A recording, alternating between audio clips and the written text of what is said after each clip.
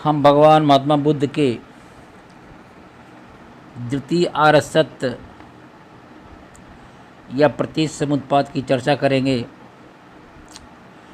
भारतीय दर्शन की विशेषता रही है कि यहाँ का प्रत्येक दार्शनिक विश्व को दुखमय जानकर दुखे के कारण को जानने का प्रयास करता रहा है। बुद्ध भी भारतीय दार्शनिक होने के नाते से इसी परंपरा का पालन करते हैं। उन्होंने दुख के कारण का विश्लेषण दूसरे आर्य सत्य में एक सिद्धांत के सहारे किया है। इस तरह से हमें प्रतीत होता है कि हमारा जो भारतीय दर्शन है वो पूरे विश्व को ही दुख में बताता है, अर्थात ये दुनिया एक कष्ट है, दुख है। इसी दुख को सुख में बनाने के लिए अलग अलग दार्शनिकों ने अलग अलग रास्ते बताए हैं। उसी सिद्धांत की प्रतिपादन करने के लिए, अर्थात दुखों के कारण जानने के लिए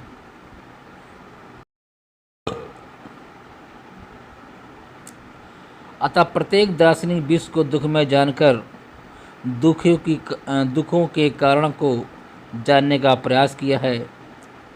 इसी क्रम में महात्मा बुद्ध ने संस्कृत में प्रतीक समुत्पाद का नाम दिया, अर्थात दुख के कारणों के विश्लेषण दूसरे आर्य सत्य में एक सिद्धांत के सहारे, अर्थात प्रतीक समुत्पाद के सहारे उन्होंने व्याख्या करने की कोशिश की। पाली में इस सिद्धांत को प्रतीक समुत्पाद कहते हैं। जब हम प्रतीक समुत्पाद का विश्लेषण करते हैं तब पाते हैं कि ये दो शब्दों के मेल से बना है। ये दो शब्द प्रतीत और समुत्पाद हैं। प्रतीत का अर्थ है किसी वस्तु की उपस्थिति होने पर, समुत्पाद का अर्थ है किसी अन्य वस्तु की उत्पत्ति। अर्थात प्रतीत का अर्थ है किसी वस्तु की उपस्थिति और समुत्पाद का अर्थ है किसी अन्य वस्तु की उत्पत्ति, मतलब किसी वस्तु की उपस्थिति और अन्य वस्तु की उत्पत्ति। इसीलिए प्रतीक समुत्पाद का शाब्दिक अर्थ होगा एक वस्तु की उपस्थिति होने पर किसी अन्य वस्तु की उत्पत्ति, अर्थात एक के आगमन से दूसरे की उत्पत्ति। ये प्रतीक समुत्पाद का अर्थ है। फिर समझिए कि एक वस्तु की उपस्थिति होने पर किसी अन्य वस्तु की उत्पत्ति, अर्थात एक के आगमन से दूसरे की उत्पत्ति, अर्थात एक का आगमन नहीं होगा तो दूसरे की उत्पत्ति नहीं होगी। तो प्रतीक समुत्पाद के अनुसार आ के रहने पर बा का प्रादुर्भाव होगा और बा के रहने पर सा की उत्पत्ति होगी। इस प्रकार प्रतीक समुत्पाद का सिद्धांत कार्य कारण सिद्धांत पर आधारित है। ये प्रमाणित करता है कि प्रत्येक कार्य अपने कारण पर आश्रित है। प्रतीक समुत्पाद के अनुसार प्रत्येक विषय का कुछ न कुछ कारण होता है। कोई भी घटना अकारण उपस्थिति नहीं हो सकती। दुख एक घटना है। दर्शन में दुखों को जरा मरण कहा गया है। जरा का अर्थ वृद्धावस्था है और मरण का अर्थ है मृत्यु है। यद्यपि जरा मरण का शाब्दिक अर्थ है वृद्धावस्था और मृत्यु से है, फिर भी जरा मरण संसार के समस्त दुखों जैसे रोग, निराशा, शोक, उदासी इत्यादि का प्रतीक माना गया है। जरा मरण का कारण बुद्ध के अनुसार जाति से है।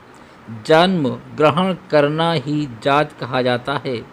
यदि मानव शरीर नहीं धारण करता तब उसे सांसारिक दुखों का सामना करना नहीं होता। मानव का सबसे बड़ा दुर्भाग्य है जन्म ग्रहण करना, अर्थात शरीर धारण करना। प्रतीक समुत्पाद के अनुसार जाति का कारण भाव है। मानव को इसलिए जन्म ग्रहण करना पड़ता है कि उसमें जन्म ग्रहण करने की प्रवृत्ति विद्यमान रहती है। जन्म ग्रहण करने की प्रवृत्ति को भाव कहा गया है। यह प्रवृत्ति ही मानव को जन्म ग्रहण करने के लिए प्रेरित करती है। भाव का कारण उपादान है। संसारिक वस्तुओं के से अशाक्त रहने की चाह को उपादान कहा जाता है। उपादान का कारण तृष्णा है और शब्द, स्पर्श, रंग इत्यादि विषयों को भोग की वासना को तृष्णा कहा गया है।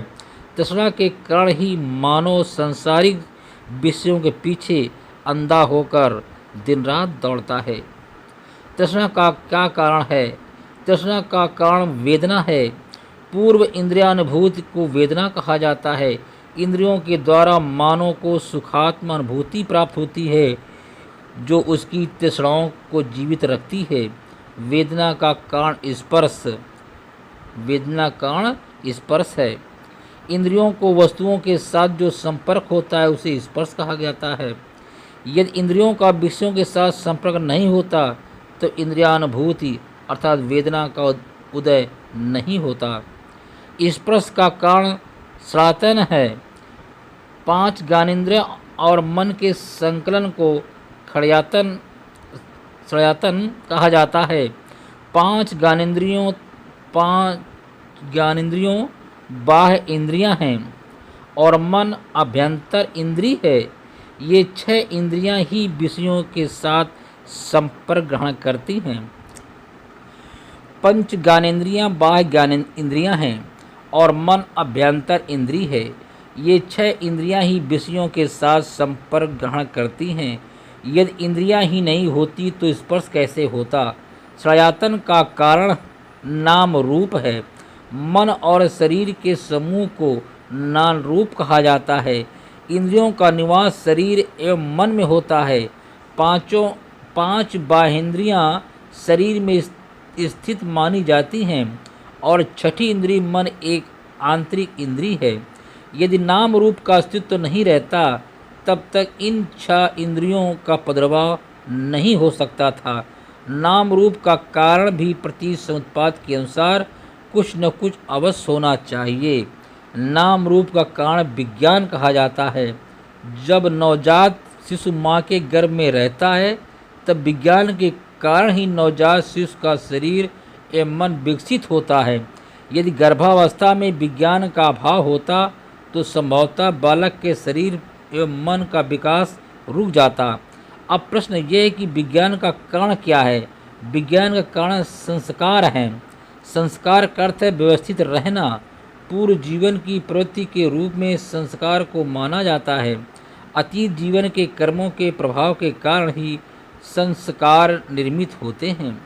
यहाँ पर यह पूछा जा सकता है कि संस्कार निर्मित ही क्यों होते हैं, अर्थात संस्कार का कारण उपादान कारण तृष्णा है, तृष्णा का कारण वेदना है, वेदना का कारण स्पर्श है, स्पर्श का कारण श्रयातन है, श्रयातन का कारण नाम रूप है और नाम रूप का कारण विज्ञान है और विज्ञान का कारण संस्कार है और संस्कार का कारण अविद्या है। इस प्रकार दुख के कारण की व्याख्या के सिलसिले में कार्य कारण श्रृंखला की ओर से बुद्ध ने हमारा ध्यान आकृष्ट किया।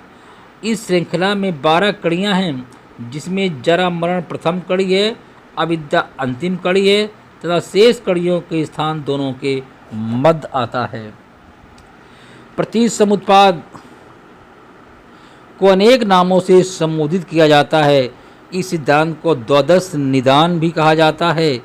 ये सिद्धांत दुख के कारण का पता लगाने के लिए 12 कड़ियों की विवेचना करता है, जिसमें से प्रत्येक कड़ी को एक निदान कहा जाता है।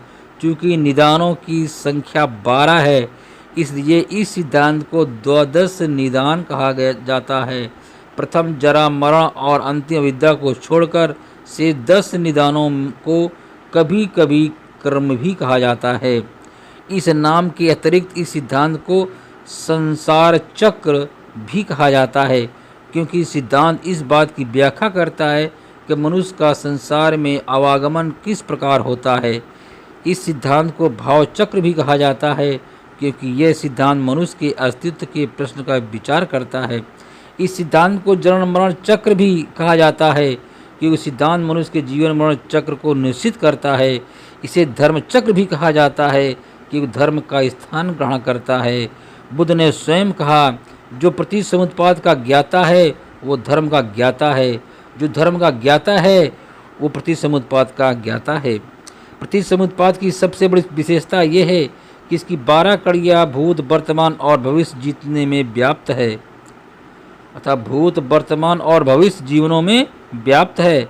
अविद्या और संस्कार का संबंध अतीत जीवन से है, जरा मरण और जात का संबंध भविष्य जीवन से है और शेष का संबंध वर्तमान जीवन से है। अतीत, वर्तमान और भविष्य जीवनों के बीच का कारण कार्य श्रृंखला का प्रादुर्भाव हो जाता है। अतीत जीवन वर्तमान जीवन का कारण और भविष्य जीवन वर्तमान जीवन का कार्य है। फिर से समझे एक बार, अतीत, वर्तमान और भविष्य जीवनों के बीच कारण कार्य श्रृंखला का प्रादुर्भाव हो जाता है। अतीत जीवन वर्तमान जीवन का कारण है और भविष्य जीवन वर्तमान जीवन का कार्य है। भूत, वर्तमान और भविष्य जीवन की दृष्टि से प्रतिसमुत्पाद के जो भेद किए गए हैं उन्हें हम निम्न प्रकार से या कुछ प्रकार से व्यक्त कर सकते हैं। जैसे जिनके संबंध अतीत जीवन से हैं वो अविद्या है, संस्कार है, विज्ञान, नाम रूप और सनातन है। जिसका संबंध वर्तमान जीवन से वो स्पर्श, वेदना, तृष्णा,